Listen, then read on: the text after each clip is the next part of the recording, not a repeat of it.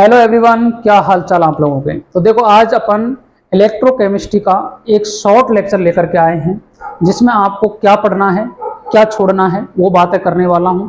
और जितने भी क्वेश्चन आपको मिलेंगे वो इससे ही मिलने वाले हैं। तो देखो, आज बात करेंगे इलेक्ट्रोकेमिस्ट्री की। इसकी बात करने वाले हैं इलेक्ट्रोकेमिस्ट्री। लास्ट टाइम में क्या पढ़ना चाहिए अपने को, इलेक्ट्रोकेमिस्ट्री। इलेक्ट्रोकेमिस्ट्री को बोलते हैं वैद्युत रसायन। देखो, लास्ट टाइम में आपको क्या पढ़ना चाहिए। तो लास्ट टाइम में सबसे पहले जो इसके क्वेश्चन बनने वाले हैं ये एनसीईआरटी बेस बनेंगे। और जो इलेक्ट्रोकेमिस्ट्री है इसमें जो नीट का स्कोर है, यदि आप नीट को टारगेट कर रहे हो तो मिनिमम 2 क्वेश्चन आने वाले हैं। अर्थात ये चैप्टर 8 नंबर का वेटेज रखता है। कितने नंबर का रखता है? 8 नंबर का। ये आपको पता होना चाहिए, ठीक है। कहां कहां से क्वेश्चन पूछे जाएंगे तो समझेगा। सबसे पहले इस चैप्टर में आपको याद रखना है अपन किसकी बात करते हैं। एक बात करते हैं इलेक्ट्रोकेमिकल सेल की। इलेक्ट्रोकेमिकल सेल पहला पार्ट ये पढ़ते हैं। दूसरा पार्ट अपन पढ़ते हैं इलेक्ट्रोलाइटिक सेल। इलेक्ट्रोलाइटिक सेल में अपन 2 स्टडी करते हैं। एक तो करते हैं क्वांटिटेटिव और एक करते हैं क्वालिटेटिव।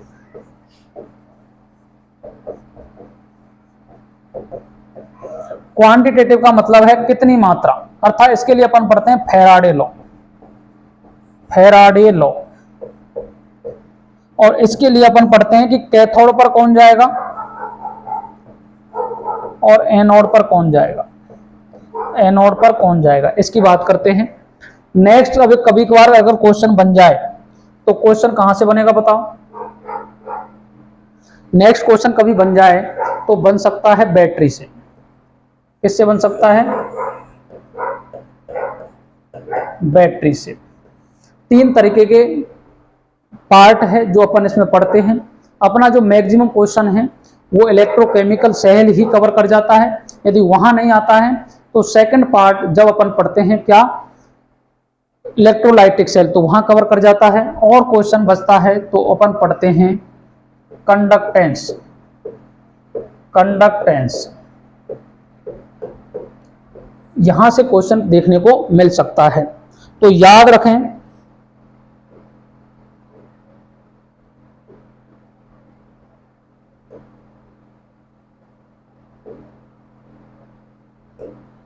देखो, याद रखें क्या क्या अपने को पढ़ना है। सबसे पहले याद रखो कि आपको पहला जो क्वेश्चन आता है वो आता है ई नॉट सेल फाइंड करने का। किसका आता है? ई नॉट सेल फाइंड करने का। सबसे पहले याद कर लो कि टेम्परेचर होना चाहिए 298 केल्विन। जो मोलरिटी है या कंसंट्रेशन है वो होनी चाहिए 1 m। क्या होनी चाहिए? 1 m। इस पर यदि किसी सॉल्यूशन में अपन इलेक्ट्रोड पोटेंशियल फाइंड कर रहे हैं तो उसे ही बोलते हैं ई नॉट सेल। पेपर में कहीं भी नहीं पूछा जाएगा ई नॉट सेल होता क्या है, लेकिन पेपर में फाइंड करना पड़ता है। तो इसके लिए याद रखना है ई नॉट सेल बराबर होता है E naught R P cathode minus E naught R P anode.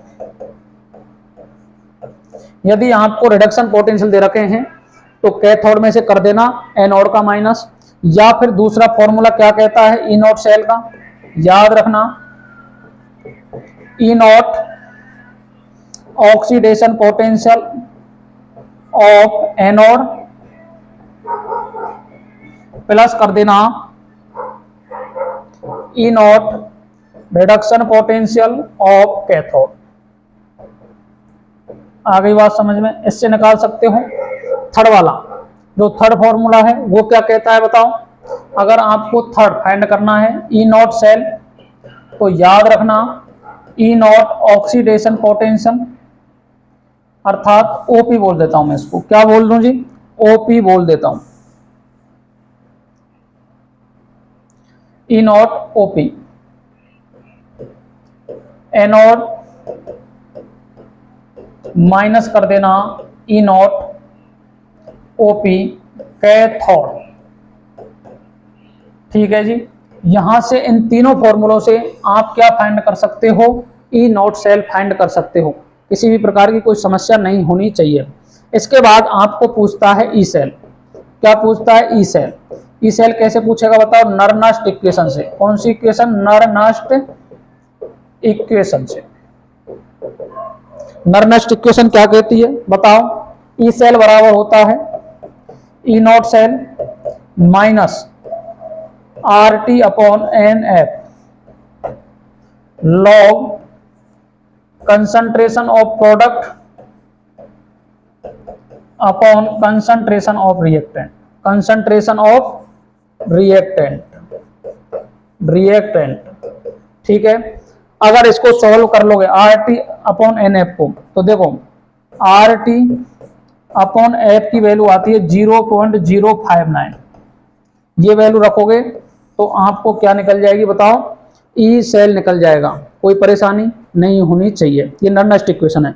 Next में बात करता हूं, किसकी बात करता हूं कि नेक्स्ट जो पूछा जाता है, इसमें पूछा जाता है डेल्टा जी। डेल्टा जी को बोलते हैं गिव्स फ्री एनर्जी। गिव्स फ्री एनर्जी। ठीक है, बताओ डेल्टा जी बराबर होता है minus n F E naught cell. क्या होता है? डेल्टा जी बराबर minus n F E naught cell. इसके बाद आता है केसी की बात। केसी बराबर क्या होता है? तो देखो लॉग केसी निकाल लेना पहले। लॉग केसी बराबर क्या होता है बताओ? E naught cell into N divide by 0.059। ये निकल जाएगा लॉग केसी। क्या निकल गया जी? लॉग केसी निकल जाएगा। लॉग केसी से केसी निकालोगे तो लेना पड़ेगा एंटी लॉग। एंटी लॉग लोगे तो निकाल लेना E naught cell into N divide by 0.059। Example के लिए समझ लो किस तरीके से आपको फाइंड करना है एंटी लॉग। तो देखो किस तरीके से फाइंड करेंगे बताओ? याद रखना एक चीज, यदि आपको पेपर में पूछ ले, एग्जाम्पल की बात करता हूं, जैसे आपको आ गया 1.30, या मैं बात करूं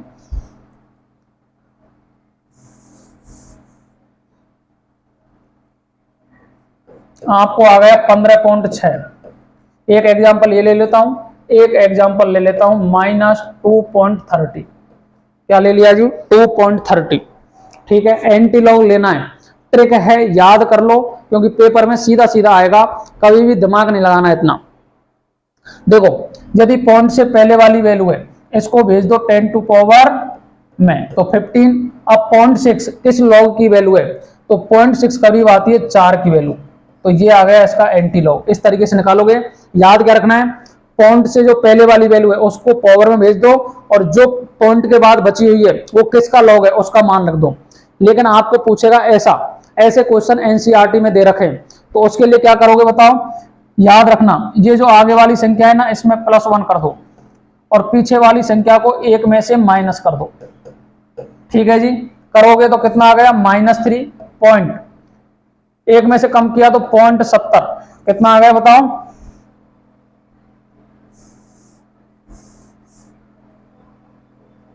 0.70। ठीक है, अब इसको ऊपर भेज दो तो 10 टू पावर -3 और 0.70 किसकी वैल्यू बताओ?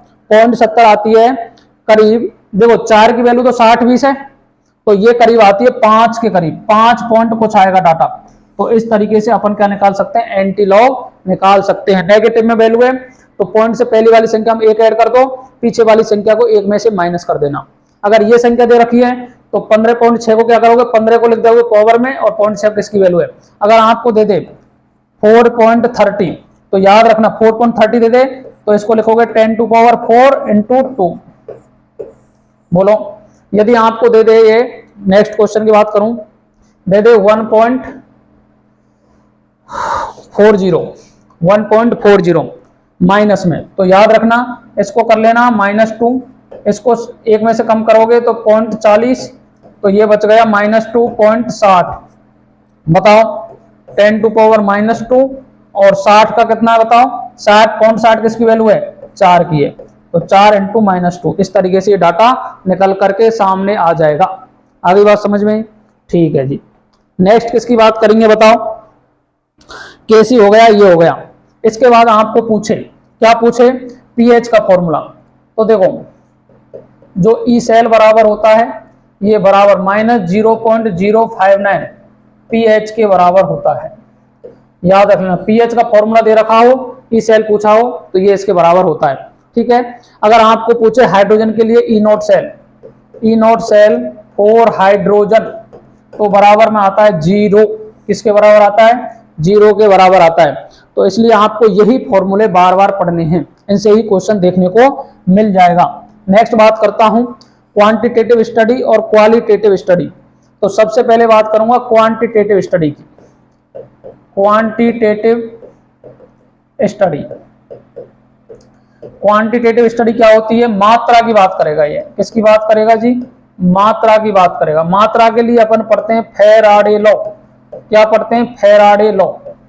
फेराडे लॉ में याद कुछ मत करना, बस एक चीज याद रख लेना, W/M बराबर होता है IT/NF के। ठीक है जी, याद रख लेना, W बराबर वेट है,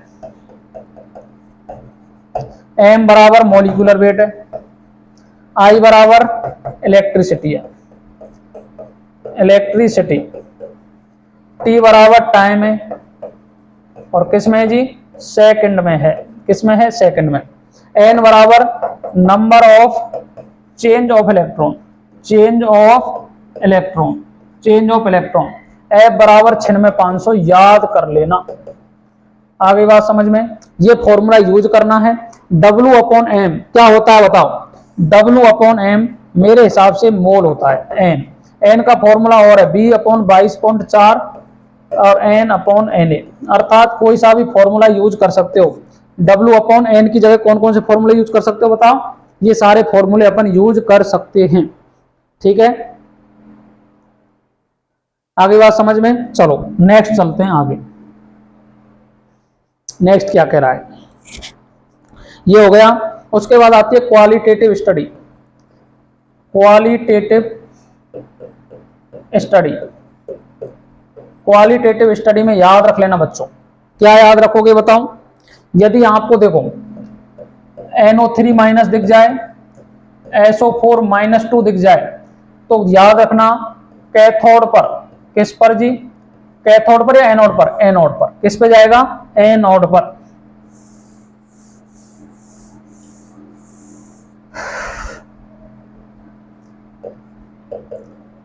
एनोड पर, एनोड पर जाएगी O2 गैस। क्या जाएगी, O2 गैस। यदि आपको दिख जाए Cl तो Cl भी किस पे जाएगी बताओ, Cl2 के रूप में एनोड पर जाने वाली है। आगे समझ में।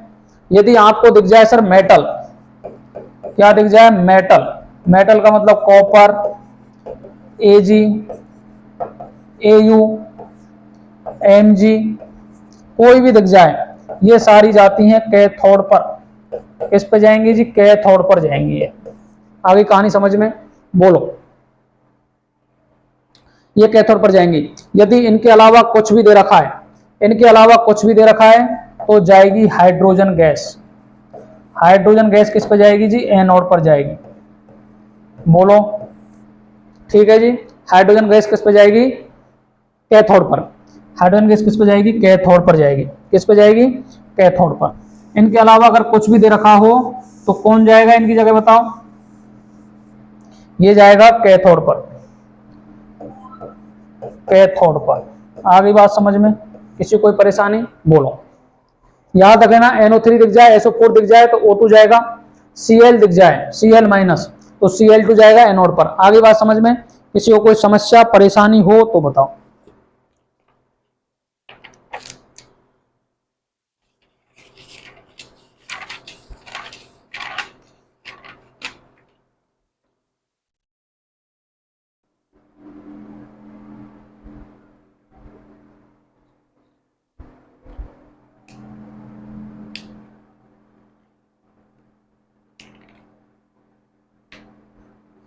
ठीक है, बोलो। अर्थात ये जो धातु हैं ये सारी किसका काम करेंगे बताओ, किस पे जाएंगी?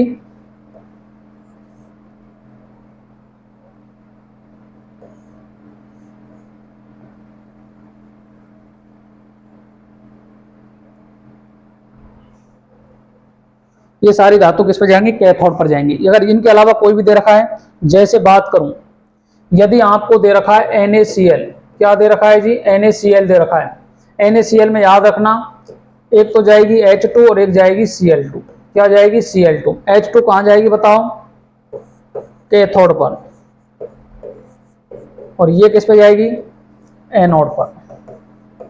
एनोड पर जाएगी। अगर आपको दे दे कॉपर सल्फेट, कॉपर सल्फेट में याद रखना कॉपर तो जाएगी कैथोड पर, कैथोड पर। और जो सल्फेट -2 है, ये सल्फेट -2 में आएगा तो यहां से जाएगी O2, और O2 किस पे जाएगी? एनोड पर। आ गई बात समझ में? इसके बाद आपको दे दे AgNO3, क्या दे दे? AgNO3, तो याद रखना Ag जाएगा कैथोड पर, ये जाएगा कैथोड पर, और ये जाएगा एनोड पर। किस पे जाएगा जी? एनोड पर। आगे बात समझ में? याद रख लेना ये चीजें। चापा, CHAPA, चापा, ठीक है। अर्थात copper Hg, copper Hg, Ag, Pt और Au, यही मेटल आएंगी। आगे बात समझ में? इनके अलावा कोई भी मेटल नहीं आएगी। आगे जी कहानी समझ में? बोलो नेक्स्ट। नेक्स्ट क्या कह रहा है? ये हो गया दोनों, फेराडे और ये हो गया। उसके बाद आती है कंडक्टेंस। कंडक्टेंस याद रख लेना, दो तरह की कंडक्टेंस होती है। एक होती है इलेक्ट्रॉनिक, इलेक्ट्रॉनिक, और एक होती है आयोनिक। क्या इफेक्ट पड़ता है? टेम्परेचर बढ़ाओगे तो कंडक्टेंस भी क्या होगी? इंक्रीज हो जाएगी। यदि टेम्परेचर बढ़ाओगे तो कंडक्टेंस क्या हो जाएगी? डिक्रीज हो जाएगी। ठीक है। आयनों का मूवमेंट बढ़ेगा, आयनों का मूवमेंट बढ़ेगा, मूवमेंट बढ़ेगा तो ये क्या होगा? बढ़ जाएगी। आगे बात समझ में? नेक्स्ट कहानी कंडक्टेंस। कंडक्टेंस G बराबर होता है 1/R, R बराबर होता है रो L/A। ठीक है। रो क्या है बताओ? Specific, specific resistance, resistance. और क्या होता है बताओ? Resistivity, resistivity. ठीक है। इसके बाद में L क्या है? Length, LENGTH, length. ए क्या है? Cross section area, cross section area, cross section area. L/A को क्या बोला जाता है? सेल कांस्टेंट बोला जाता है, सेल कांस्टेंट कहा जाता है। ठीक है। R बराबर तो पता है आपको, रेजिस्टेंस होता है, रेजिस्टेंस। आगे बात समझ में? चलो नेक्स्ट। नेक्स्ट बात करेंगे अपन, रो बराबर क्या होता है? रो बराबर होता है R/A/L। क्या यूनिट होती है जी इसकी? R की होती है। बात करते हैं यूनिट की। किसकी बात करें? यूनिट की। यूनिट, यूनिट क्या होती है बताओ? R की होती है ओम, ये हो गया सेंटीमीटर स्क्वायर, अगर सेंटीमीटर में ले रहा हूं, अपॉन सेंटीमीटर। एक से ये कट गया तो क्या बची बताओ? Ohm into centimetre. ये किसकी यूनिट आ गई? रेजिस्टिविटी की या स्पेसिव रेजिस्टेंस की। ठीक है जी। और बात कर लेते हैं। अब बताओ कप्पा, कप्पा बराबर होता है 1/रो। कप्पा को क्या बोलते हैं? Conductivity, conductivity. क्या कहते हैं? कंडक्टिविटी। कप्पा बराबर होता है 1/R इंटू L/A। ये होता है 1/R को बोलते हैं 1/ओम into centimetre upon centimetre square. ठीक है जी। अब देखो सेंटीमीटर से कट गया तो एक्चुअल में आई क्या यूनिट? यूनिट क्या आई बताओ? Ohm inverse centimetre inverse. अब जो ओम इनवर्स होता है, यहां लिख रहा हूं, जो ओम इनवर्स होता है और सेंटीमीटर इनवर्स, ओम इनवर्स को बोलते हैं अपन साइमन सेंटीमीटर या साइमन मीटर। ये यूनिट आगे से, यूनिट से ही पहचानना आना चाहिए अपने को। आगे बात समझ में। नेक्स्ट बात करते हैं मोलर कंडक्टिविटी की। मोलर कंडक्टिविटी मोलर कंडक्टिविटी क्या कहती है बताओ? ये कहती है kappa into 1000 divide by M, अर्थात कप्पा बराबर 1000 इंटू एम, अर्थात siemens centimetre square mole inverse. इसकी क्या आ गई? यूनिट आ गई। यदि मेरे को इसको चेंज करना है मीटर में, तो कप्पा इंटू 10⁻³ अपॉन एम, ये आ जाएगी siemens metre square mole inverse. जैसा डाटा ऐसी ही आपको यूनिट कन्वर्जन आना चाहिए। आगे बात समझ में? ठीक है जी। नेक्स्ट क्या कहता है बताओ? नेक्स्ट क्या कह रहा है?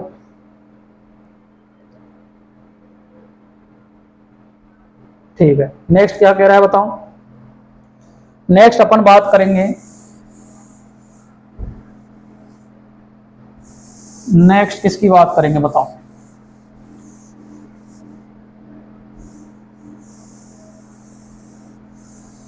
नेक्स्ट जो क्वेश्चन आता है वो किसका आता है?